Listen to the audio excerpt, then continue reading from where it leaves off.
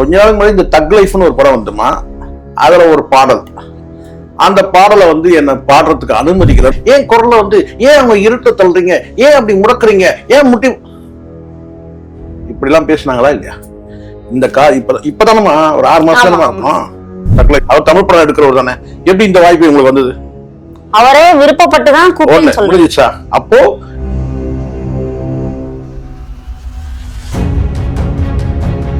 என்ன சொல்லுவாங்க, படம் என்ன கருத்தை மையமா நான் கேட்கிறேன். மோகன்ஜி நம்ம இதுக்கு முன்னாடி வந்து திருவள்ளுவருடைய கண்ணகியோட கதையை எடுத்துட்டு இருந்தாரு. இதுக்கு முன்னாடி நான் கேட்கிறேன், தமிழ் படங்கள் தான், பட் ஆனா அவர் ஏத்தி பாருங்க, மோகன்ஜிக்கு ஒரு அடையாளம் இருக்கு, தமிழ் சினிமால ஒரு அடையாளம் இருக்கு. அவர் என்ன மாதிரி படங்கள் எடுப்பார் நம்ம எதுவுமே நான் சொல்லியிருக்காங்க. அவன் ஒன்னே பேசுவாங்க, ஒருமையில பேசுவாங்க. அவ்வளவு நெருக்கமான தம்பின்னு உறவு இருந்தா அந்த படத்துல வந்து பாத்தீங்கன்னா வந்து கமலஹாசனும் வந்து அம்பிகாவும் நடிச்சிருப்பாங்க. அந்த சீன் நிலா காயுது,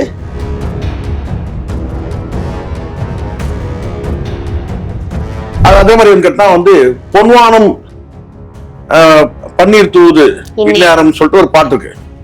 சோ இந்த மாதிரி வந்து அது வந்து விரகதாபத்தோட பாடக்கூடிய அப்படி என்னமா வந்து இப்ப அதனால இப்ப பாருங்க, மறுபடியும் நம்ம பழைய குப்பை கிட்ட போயிடும். சின்மயி வைரமுத்து குப்பை கிட்ட போற மாதிரி என்ன உங்களுக்கு எத்திக்ஸ் இருக்கு? வாழ்க்கையிலே எத்திக்ஸ் இல்ல. நம்ம அதை பேச வேண்டிய சூழ்நிலை வருது. நம்ம வாழ்க்கை வச்சுக்க பாக்குறாங்க. ஏதாவது ஒரு 3 மாசத்துக்கு ஒரு சர்ச்சை வருமா? இல்லைன்னா ஏதாவது ஒரு யூடியூப்ல போய் உட்காந்து, இப்ப தெரியும் உங்களுக்கு, ஒரு 3 மாசத்துக்கு ஒரு யூடியூப்ல போய் உட்காந்து கதையா அழுந்தாங்க. நடந்ததா இல்லையா? அதுக்கப்புறம் தான் வாய்ப்பு வர ஆரம்பிச்சு. வாய்ப்பு வந்தாலும் இப்ப என்ன சர்ச்சை? இது என்ன சர்ச்சை? இது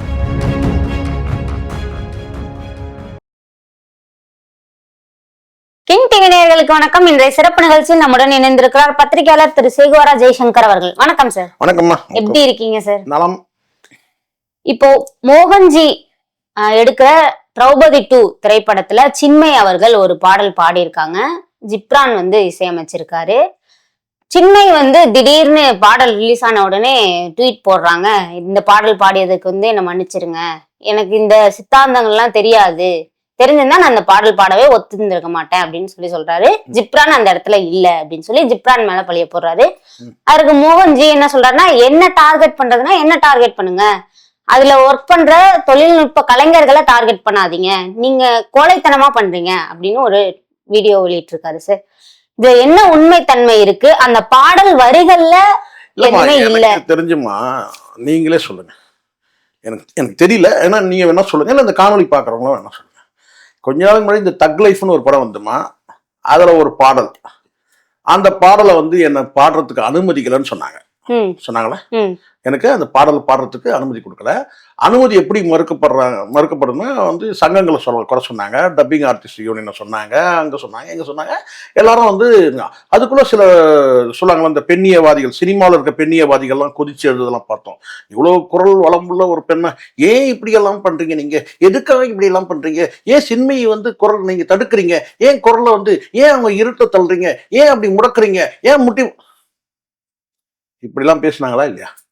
இந்த இப்பதானமா ஒரு 6 மாசம் இருக்கும் தக் லைஃப் போய் பேசினாங்களா இல்லையா? இப்ப வந்து என்னன்னு கேட்டீங்கன்னா, அதே சினிமா, தமிழ் சினிமால தான் அவங்களுக்கு வாய்ப்பு கொடுத்துருக்காங்க. வாய்ப்பு கொடுக்கல சொன்னது யாரு? சின்மயி தான் சொன்னாங்க. இப்ப அதே சினிமால தான் வாய்ப்பு கொடுத்துருக்காங்க. அப்ப இந்த வாய்ப்பு எப்படி உங்களுக்கு கிடைச்சது எனக்கு தெரியல, நீங்க சொல்லுங்க. ஜிப்ரான் அவர்களை வந்து ஒரு 16 வருடமா தெரியும். ஜிப்ரானா இருக்கட்டும், யாருனா இருக்கட்டும்மா, உங்களுக்கு வாய்ப்பு தராதுக்கு காரணம் என்னன்னு சொன்னீங்க? சங்கங்களை சொன்னீங்க. டப்பிங் ஆர்டிஸ்ட் யூனியன் இல்ல, பொதுவா நீங்க என்ன சொன்னீங்க? சங்கங்களை குறை சொன்னீங்க. பின்னணி பாடகர்கள் சங்கம், இசையமைப்பாளர் சங்கம், எல்லா சங்கத்தையும் நீங்க குறை சொன்னீங்க. எனக்கு வந்து ரெட் கார்டு கொடுத்துட்டாங்க, அதை கொடுத்துட்டாங்க, எனக்கு வந்து அனுமதிக்கல, என்ன வந்து 5 வருஷம் என்ன பாடவே விடலாம் சொன்னீங்களா இல்லையா? ஆமா, அது இல்லாம லியோ படத்துல டப்பிங் கொடுத்ததுக்கெல்லாம் கூட சர்ச்சை வந்துச்சு சொன்னீங்களா? இப்போ இந்த மோகன்ஜின்றவரு எங்க வெளிநாட்டுல லண்டன்ல இருக்கிறாரா, இல்ல ஆஸ்திரேலியால இருக்கிறாரா, இல்ல எங்க இருக்கிறாரு? தமிழ்நாட்டுல தான் இருக்காரு. அவர் தமிழ் படம் எடுக்கிறவர் தானே. எப்படி இந்த வாய்ப்பு உங்களுக்கு வந்தது? அவரே விருப்பப்பட்டுதான் முடிஞ்சிச்சா? அப்போ இவங்க சொல்றது எல்லாமே வந்து கடந்த காலத்தை சொன்னது எதுவுமே வந்து உண்மை இல்லைன்னு தெரியும். அப்ப இவர் வாய்ப்பு கொடுத்துருக்காங்கன்னா அதெல்லாம் வந்து அந்த சங்கங்கள் எல்லாம் இவங்க எல்லாம் கட்டுப்படாதவங்களா? இவங்க மோகன்ஜியோ இல்ல ஜிப்ரானோ இவங்க எல்லாம் சங்கங்களுக்கு கட்டுப்பட்டவங்க தானே. சரியா? இது போயிடுச்சு. இப்ப நீங்க என்ன சொல்றீங்க கேட்டீங்கன்னா, ஒரு இந்த மாதிரி எனக்கு தெரியாம நான் அந்த படத்தை பாடலை பாடிட்டேன்னு சொல்லிட்டு, பாடல் பாடக்கூடியவங்களுக்கு வந்து சில நேரங்களில் சுச்சுவேஷன் சொல்லுவாங்க.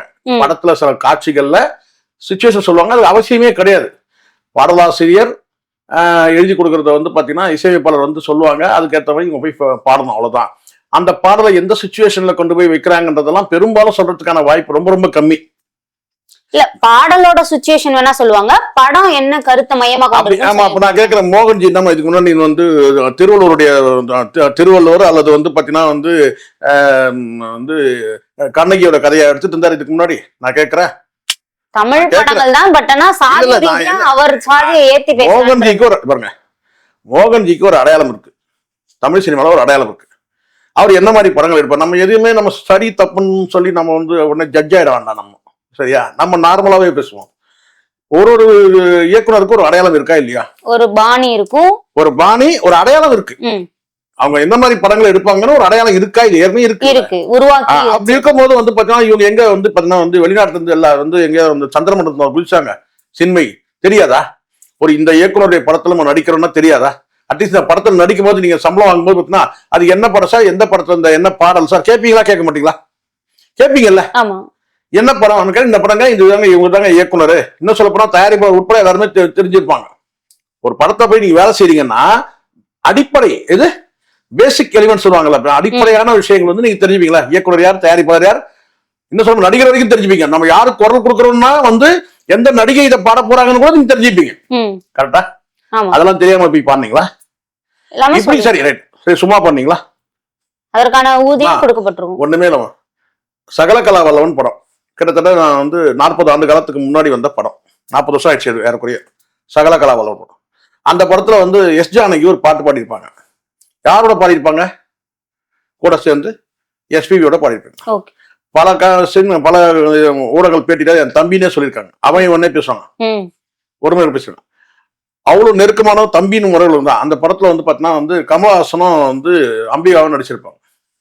அந்த சீன் நிலா காயுது நேரம் நல்ல நேரம். அதுல என்ன மாதிரியான வரிகள் அவங்க பாடுவாங்க? ரெண்டு பேரும் இணக்கமா இருக்கிற மாதிரி வந்து கிட்டத்தட்ட வந்து நடு ஜாமத்துல ரெண்டு பேரும் வந்து பாட வந்து கணவன் மனைவியும் அல்லது காதலன் காதலியும் பாடுற மாதிரி ஒரு சுச்சுவேஷன். அதுல அந்த மாதிரி சில ஹம்மிங் எல்லாம் கொடுத்திருப்பாங்க. கடைசியில வந்து பாத்தீங்கன்னா உங்களுக்கு தெரியும், அதை நான் சொல்ல விரும்பல, நீங்க வேணா பாத்துங்க. நிலா காய்ச்ச நேரம் நல்ல நேரம். நான் கேட்கறேன், தெரியாம தான் கேட்கிறேன். பாட்டு பாடும்போது அந்த உணர்வு அதை கட்டினா அந்த அந்த பாவனைகள் உணர்வு கூட பாவனைகளை வந்து வெளிப்படுத்தி பாடியிருப்பாங்க. அதுக்காக வந்து பாத்தீங்கன்னா வந்து ஐயோ இந்த மாதிரி ஒரு மோசமான பாடல் நான் பாட சொல்ல முடியுமா? எவ்வளவு ஒரு சாம்பிளுக்கு தான் நான் சொல்லியிருக்கேன். ராரா சரசுக்கு ராரான்னு கூட இருக்கு இல்லையா? ஸோ அதனால இதெல்லாம் வந்து மின்சார கண்ணான்னு ஒரு பாட்டு இருக்கு, ஆணவமா பாடுற மாதிரி ஒரு பாட்டு. விரகதாபத்தோட பாடக்கூடிய வந்து இந்த மாதிரி வந்து அது வந்து விரகதாபத்தோட பாடக்கூடிய பாட்டு. இது வந்து கணவன் மனைவி வந்து ஊழலுக்காக பாடக்கூடிய பாட்டு. வந்து ஒவ்வொரு பாடல் இருக்கு. ஆணவத்தோட பாடுறது மின்சார கண்ணான்னு சொல்லிட்டு பாடுறது ஆணவமான பாடுற பாட்டு. இப்படி பல பாட்டு இருக்கு. நான் வந்து ரொம்ப ஓவரா பண்ணக்கூடாது. இது வந்து சின்மை வந்து பேரை மாத்தி சீன்மைன்னு மாத்திக்கணும். ரொம்ப சீன் போடுற மாதிரி இல்ல இருக்கா இல்லையா? இருந்தாலும் பாடல்கள்ல அந்த மாதிரியான வரிகள் எதுவுமே வரிகள் உங்களுக்கு பாடும்போது உங்களுக்கு புத்தி இல்லையான்னு கேட்கிறேன். பணம் வாங்கி தானே பாடுறீங்க, பாடும்போதே தெரியல இதுல வந்து இந்த மாதிரி இருந்துக்கலாம், இது மாதிரிலாம் நான் பாட மாட்டேங்கன்னு சொல்ல வேண்டியதானே? இல்ல என்னங்க இது வந்து பாத்தீங்கன்னா இந்த மாதிரியான வந்து படத்துல வந்து இந்த மாதிரி இயக்குனருக்கு என்ன பாட வைக்கிறீங்க, நான் பாட மாட்டேன்னு சொல்ல வேண்டியதானே? ஒண்ணுமே இல்லையே, இப்போ இந்த சீன் போட வேண்டிய அவசியமே இல்ல. தயவு செஞ்சு அந்த பாடலை ஒளிபரப்பாதீங்க, அந்த படத்துல எடுக்காதீங்க, இந்தாங்க நீங்க வாங்குறப்ப வந்து நீங்க கொடுத்த அட்வான்ஸ் வாங்கிக்கீங்கன்னு சொல்லலாம்ல.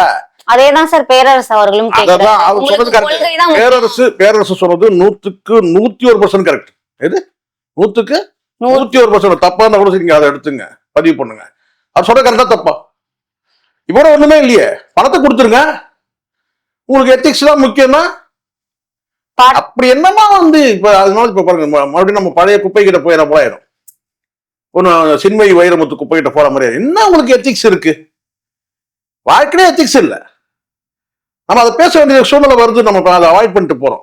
இல்ல ஒரு நிமிஷம் அம்மா கேட்கறதுக்கு நம்ம பாலியல் குற்றச்சாட்டு சொன்னீங்க, அவருக்கே வந்து பாத்தீங்கன்னா அழைப்பு கொடுத்து உங்க கல்யாணத்துக்கு கூப்பிட்டீங்க அப்படி கேட்கறதுக்கு ஒரு நிமிஷம் நம்ம கேட்கறதுக்கு ஒரு நிமிஷம் அம்மா கேட்டுருவோம். அதற்கும் இதற்கும் சம்பந்தம் அதனாலதான் நான் கேட்கல. அதான் அதை பத்தி பேச வந்து நான் வந்து தவிர்க்க விரும்புறேன் இல்லையா. இதே மாதிரி ஒண்ணு பண்ணிட்டு வந்து அப்படிதான் வந்து தக் லைஃப்ல என்ன இருட்ட தள்ளிட்டாங்க, என் குரலை பிடிச்சி அமுக்கிட்டாங்க, என்ன முடக்கிட்டாங்க, என்ன நசுக்கிட்டாங்க. இப்ப வந்து பாத்தீங்கன்னா வந்து வாய்ப்பு கொடுத்தா ஒண்ணு கேட்டா நான் வந்து இந்த படத்தை வந்து பாரு, இது வந்து எனக்கு கேட்டா தன்னை ஒரு சர்ச்சையாக்கி ஒரு லைன் லைட்ல வச்சுக்க பாக்குறாங்க. ஏதாவது ஒரு 3 மாசத்துக்கு ஒரு சர்ச்சை வருமா, இல்லைன்னா ஏதாவது ஒரு யூடியூப்ல போய் உட்காந்து, இப்ப தெரியும் உங்களுக்கு ஒரு 3 மாசத்துக்கு ஒரு யூடியூப்ல போய் உட்காந்து கதையா அழுந்தாங்க. நடந்ததா இல்லையா? அதற்கப்புறம் தான் வாய்ப்புகள் வர ஆரம்பிச்சு. வாய்ப்பு வந்தாலும் இப்ப என்ன சர்ச்சை? இது என்ன சர்ச்சை? இது ஒரு விவகாரமாமா இது? இப்ப வாய்ப்பு தரணும்னு சொல்றாங்களா, தர வேணாம்னு சொல்றாங்க? இல்ல அப்படி கிடையாது. அவங்களுக்கு பொறுத்தவரைக்கும் கேட்டீங்கன்னா ஒரு இப்ப இதன் மூலமா என்னாச்சு கேட்டா அந்த திரௌபதி 2 வந்து கொஞ்சம் பேசும் பொருளாச்சு. இதுக்கு அவரு வந்து கொடுக்குற பதில் ரொம்ப பாக்குறேன். மோகன்ஜி கொடுக்குற பதில், மேடம் சின்மயி மேடம், நீங்க எதுவாக இருந்தாலும் நீங்க வந்து எங்கிட்ட கேளுங்க. என்ன விஜய் பேசினார் கொஞ்ச நாள் முன்னாடி இந்த கரூர் சம்பவத்துக்கு பிறகு என்னன்னு, சிஎம் சார் நீங்க எதுவாக இருந்தாலும் நான் வீட்டில் இருப்பேன் சார், நான் வந்து பாத்ரூம்ல இருப்பேன் சார், இல்லைன்னா ஆபீஸ்ல இருப்பேன் சார், அப்படி சொல்ல அப்படி நீங்க எதுவும் இருந்தாலும் என் கூட இருக்கவங்க யாரும் எதுவும் பண்ணாதீங்க சார், நீங்க என்ன எது பண்ணாலும் என்ன பண்ணிக்கோங்க சார் அப்படின்னா அந்த மாதிரி இருக்கு மோகன்ஜி பேசுறது. சின்மயி மேடம் இதெல்லாம் வந்து 1-to-1 போன்ல பேசுகிற மேட்ரு. ஏதோ விளம்பரத்துக்காக பட விளம்பரத்துக்கு பண்ற மாதிரி இருக்கு. கரெக்டா தப்பாமா? அப்படிதான் சார் தெரியுது. பட விளம்பரத்துக்கு 2 பேரும் பேசிட்டு செய்யற மாதிரி இருக்கு.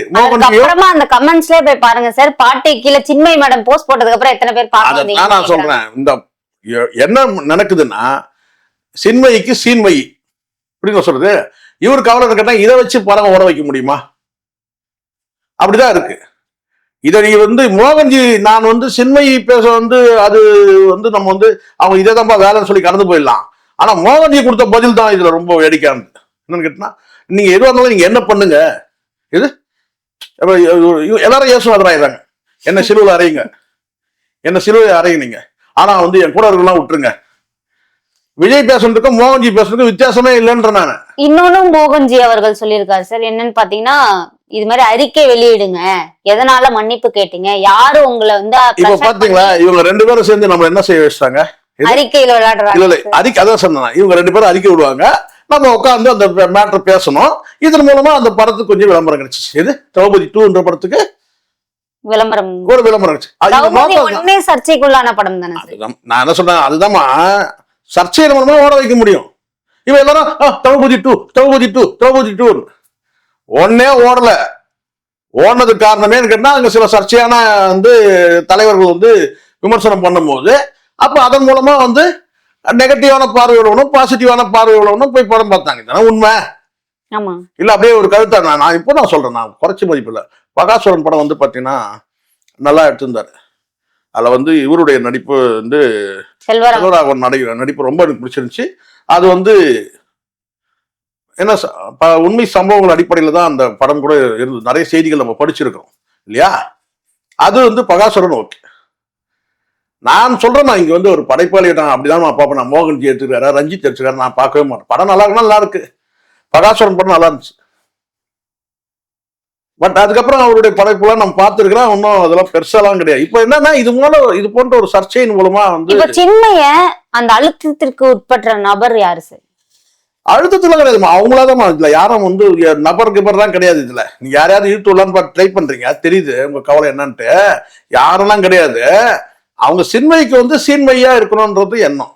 பேரை மாத்திக்கலாம். அதுக்கு இது சின்மயின்ற பேரை சீன்மயின்னு போட்டா அவங்க போடுற சீனுக்குலாம் கரெக்ட் ஓகே. இப்ப ஜிப்ரான் ஏன் சார் பதில் கொடுக்காம இருக்காரு? அவர் பதில் கொடுக்கணும் சொல்லிருப்பாங்க. சார் நாங்க 2 பேரும் மோதிக்கிறோம், நாங்க 2 பேரும் பேசுனீங்கன்னா வெறும் இசையமைப்பாளருக்கு உங்களுக்குள்ள பிரச்சனை ஆயிடும். நான் மோதனா இது படத்துக்கு ஒரு விளம்பரம் கிடைக்கும். இது நீங்க போனே ஏதோ இசையமைப்பாளருக்கும் பாடகிக்கும் சண்டை அப்படி போயிடும். இது அப்படி ஒரு ஓரமா போயிடும். நான் மோதனா சின்மயி கூட பதில் லாவணி பண்ணா படம் விளம்பரம் ஆகும். எப்படியெல்லாம் ஓட வைக்கிறாங்க பாருங்க. ஆனாலும் தயாரிப்பாளர்கிட்டையும் என்கிட்டயும் கேட்காம அவங்க எப்படி பதிவு போடலாம்னு கேள்வி எழுப்புறாரு. சார் நான் தான் திரும்ப சொல்றேன்லம்மா, இவர் கேட்கிற கேள்வி எல்லாமே வந்து ஒரு 2 நாள் பொருளுங்க, அது ட்ரோல் ஆகணும். இதெல்லாம் அதுக்கப்புறம் அவங்க பதில் கொடுப்பாங்க. அப்புறம் அது ட்ரோல், அதை பத்தி நம்ம பேசுவோம். நாட்டுல எவ்வளவு வந்து பிரச்சனை ஓடிடுது. மழையில வந்து மக்கள் ஜனங்க அவஸ்தைப்பட்டுருக்காங்க. இவங்களுக்கு என்னன்னு கேட்டீங்கன்னா வந்து பாத்தீங்கன்னா எப்பவுமே அந்த பெண்ணுக்கு இதேதாம்மா வேலை. ஏதாவது ஒரு சர்ச்சையில இருந்து ஏதாவது ஒண்ணு எடுத்துக்கிட்டே இருக்கும். நல்ல வேலை இதோட போயிடுச்சு. இது மோகன்ஜி மேல எதுவும் வந்து வீண் பழி எதுவும் வரல. ஒரு நல்ல மனுஷன் நினைக்கிறேன். அவர் மேல எதுவும் சொல்ல முடியாத அளவுக்கு வந்து ஒரு சர்ச்சை இல்லாத மனிதர் தான். சர்ச்சைக்கான மனிதர் தான் சார். சர்ச்சை படத்தை வச்சு நீங்க சொல்லாதீங்க. படத்தை வச்சு இல்ல சார், நிறைய விஷயங்கள் சோசியல் மீடியால ஆக்டிவா இருக்காரு. சோசியல் மீடியால ஆக்டிவா இருக்காரு. ஜாதி சம்பந்தமா நிறைய பதிவுகள். ரஞ்சித் அப்புறம் ரஞ்சித் வந்து சர்ச்சையான மனிதரா? ரஞ்சித் கூட எடுக்கிறாரு. நம்ம வந்து பாக்குற பார்வையை பொறுத்து இருக்கு. அவர் ஆங்கிள் அவர் எடுக்கிறாரு, இவருடைய ஆங்கிள் இவர் எடுக்கிறாரு. நம்ம ரெண்டு ரஞ்சித்துக்கு ஒரு பார்வை. தாழ்த்தப்பட்ட சமூகத்தை தவறாவே சித்தரிக்கிறார். எந்த இதுதான் எடுக்கட்டுமா, நம்ம பாக்குற பார்வையில தான் இருக்கு. நம்ம படமா பார்த்துட்டு போயிட்டா தொந்தரவே கிடையாது.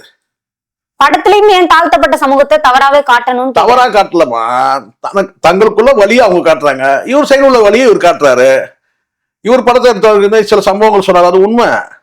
இந்த நாடக திருமணம், போலி திருமணம் சொன்னார்ல, அதெல்லாம் வந்து நடந்ததுதான். நடக்கலாம் சொல்ல முடியாது. மிகைப்படுத்தி ஒன்னா சொல்லியிருக்கலாம் ஒரு வேலை. ஆனா நடந்ததுலாம் உண்மைதான். நாடக காதல் இதெல்லாம் வந்து பணக்கார விட்டு பொண்ணை பார்த்து அட்டையை போடுறது, இதெல்லாம் வந்து சும்மா நீங்க போற போக்குல வந்து மோகன்ஜியை வந்து அப்படி தட்டிட்டு போயிட முடியாது. அவர் எடுத்த சொன்ன விஷயங்கள்ல அடிப்படையில் ஆதாரம் இருக்கு. அது உண்மையா அவர் சொல்லியிருந்தாரு. இவர் சொல்லக்கூடியது கேட்டா கடந்த காலத்துல இந்த சமூகம் வந்து பார்த்தா எவ்வளவு வந்து கண்ணீர் செஞ்சிருக்கு, எவ்வளவு வந்து சாதனையாளர்கள்லாம் இருட்டில் தள்ளப்பட்டாங்கன்றத ரஞ்சித் எடுக்கிறாரு. அதுக்கப்புறம் தம்பி இன்னும் மாறி சொல்றாரு. அதுவும் கரெக்ட் தான். அதுவும் கரெக்ட், இதுவும் கரெக்ட். படமா பார்த்துட்டு போயிட்டே இருக்கணும். நம்ம படமா பார்த்துட்டு பிரச்சனை கிடையாது. நம்ம என்ன படத்துல பார்க்கும்போது பாத்தீங்கன்னா நம்ம என்னன்னு கேட்டீங்கன்னா அந்த அது உள்ள போயிட்டு நம்ம ஆய்வு செஞ்சுக்கிட்டு ஐயோ அப்படி போயிடக்கூடாது. படமா பார்க்கும்போது இந்த மாதிரி சம்பவம் நடந்திருக்கு, இவர் சொன்னதும் உண்மை இருக்கு, அப்படி போயிடணும். சின்மை மற்றும் மோகன்ஜி அவங்களோட கருத்து வேறுபாடுகள் பத்தி விளக்குனதுக்கு நன்றி சார். நன்றிமா.